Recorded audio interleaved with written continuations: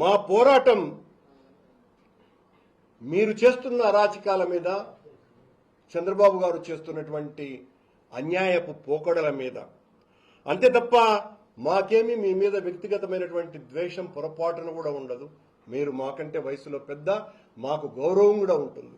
కానీ వయసు పెద్దదని మీరు చేసినటువంటి తప్పులన్నింటినీ కూడా యాక్సెప్ట్ చేస్తూ నిలదీయకుండా ఉండలేనటువంటి సంస్కారహీనులము కాదు, భయపడే వాళ్ళము కాదు. మీరు చేస్తున్న అరాచకాలు, టీటీడీకి చేస్తున్నటువంటి నష్టము, పవిత్రతను మంటగలుపుతున్నటువంటి వీటిల మీదనే మా పోరాటం. మీరు 2 సంవత్సరాలు ఉంటారు, పోతారు. మీ పదవేమీ శాశ్వతం కాదు. మీరు ఆ 2 సంవత్సరాలైనా ఉంటారన్నంత నమ్మకము కూడా లేనంత స్థాయిలో మీ పాలన సాగుతున్నది. అందరికీ కూడా ముఖ్యమంత్రితో సహా ఏంటిది అని ఈ చిరాకు అన్నటువంటి విషయం అందరికీ తెలుసుననే విషయాన్ని తెలియజేస్తున్నాం. మిమ్మల్ని మాట్లాడితే టీటీడీని విమర్శించినట్టు మాట్లాడుతున్నారు. మీరు తప్పుడు ప్రచారానికి మీరు బ్రాండ్ అంబాసిడర్. నాయుడు గారు మీ ఛానల్లో మా మీద ఇష్టం వచ్చినట్టుగా అసలు ఇంకా అరే ఇలా కూడా మాట్లాడవచ్చునా, ఇంత గొప్పగా కూడా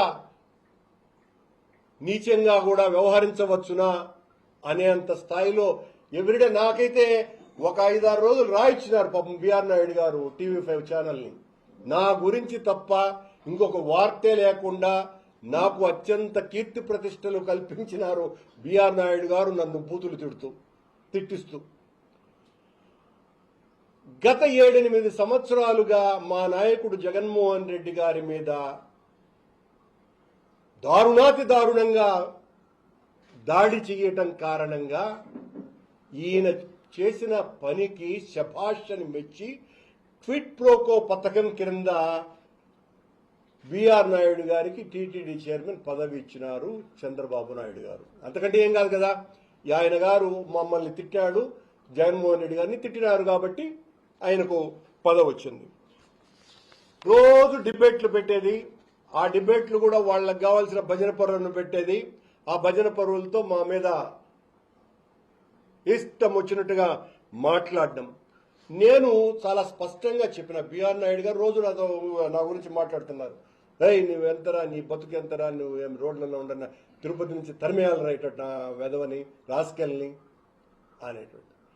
నేను అయ్యా నా మీద ఆరోపణలు మీరు చేస్తున్నారు కదా, సిబిఐ చేత ఎంక్వైరీ చేయించండి అని. ఎందుకబ్బా అంత భయము నీకు? నేను చెప్పింది అత్యున్నతమైనటువంటి విచారణ సంస్థను కదా, నా మీద విచారణ చేయించండి అని చెప్పింది. అలా కాదంట, నీకు సిబిఐ కావాలన్నా ఒక ఎస్ఐ ఉంటే సరిపోడా అని అన్నాడు. కరెక్టే. ఈ రోజున సిట్ ఎంత అద్భుతంగా పనిచేస్తున్నదో తెలుసు కదా. మీరు నియమించే సిట్లు, మీరు సిట్ అంటే సిట్టు, స్టాండ్ అంటే స్టాండు. కాబట్టి అట్ట ఇరికించాలని చూస్తే కాదు, సుప్రీంకోర్టు నియమించింది చూడు లడ్డు వ్యవహారంలో సిట్. ఆ సిట్టు సిబిఐ ఆధ్వర్యంలో ఉండేటువంటి సిట్టును ఏర్పాటు చేసి నా మీద పర్టికులర్ గా విచారణ చెయ్యమని మళ్లీ డిమాండ్ చేస్తున్నా. నేను రెడీగా ఉన్నా. మీరు దొంగ రిపోర్టులు ఇచ్చి నా మీద చర్య తీసుకుని జైలుకు పోతాడు, తొందరలోనే పోతాడు. జైలు ఏమన్నా కొత్తనా? నీలాంటి వాళ్లే మమ్మల్ని జైళ్లలో పెట్టేది. నా చిన్నతనంలో 2 సంవత్సరాలు జైల్లో ఉన్నవాడిని నేను. అనేక నిర్బంధాలు చూసిన వాడిని, అనేక ఒత్తిళ్లు చూసిన వాడిని. నీకు దమ్ముంటే, నీకు నిజాయితీ ఉంటే, నీకు సంస్కారం ఉంటే నా మీద సిబిఐ ఎంక్వైరీ వేయించాలా? గతంలో నేను 2006-8 అధ్యక్షుడిగా ఉన్న కాలంలో కూడా చంద్రబాబు నాయుడు గారు తీవ్రమైన విమర్శలు చేసి, ఆ తర్వాత నేను దిగిపోయిన తర్వాత రాజశేఖర రెడ్డి మరణం తర్వాత చంద్రబాబు నాయుడు గారు టీటీడీ అడ్మినిస్ట్రేటివ్ బిల్డింగ్ ముందర ధర్నా చేసినారు. ఇక్కడున్న పాత్రికేయ మిత్రులకందరికీ కూడా తెలుసును టీటీడీలో అరాచకాల ఆ కాలం నాడు అని.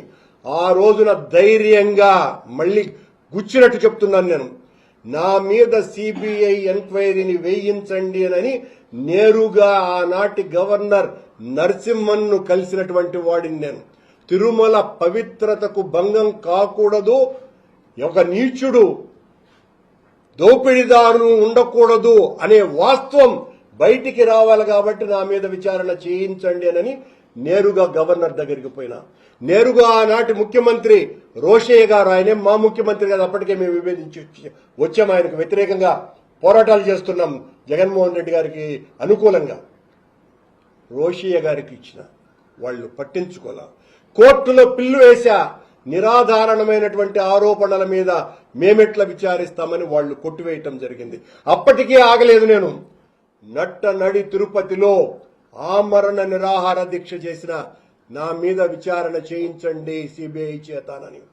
అప్పుడు 10 రోజుల తరువాత సాక్షాత్తు అత్యున్నతమైనటువంటి కుర్తాళ పీఠాధిపతి తానే స్వయంగా మేం పిలిస్తే రాలేదు, తానే స్వయంగా వచ్చి కరుణాకర్ రెడ్డి నిజాయితీ పరుడు, ఈయన కంటే ఎక్కువ ఎవ్వరూ కూడా హిందూ ధర్మ ప్రచారం చేయలేదు అని పరిపూర్ణమైనటువంటి నమ్మకం మొత్తం హిందువులందరిలోనూ కూడా ఉంది అని ఆయన ప్రకటించి నా చేత నిమ్మరసం తాగిస్తే నేను ఆ రోజు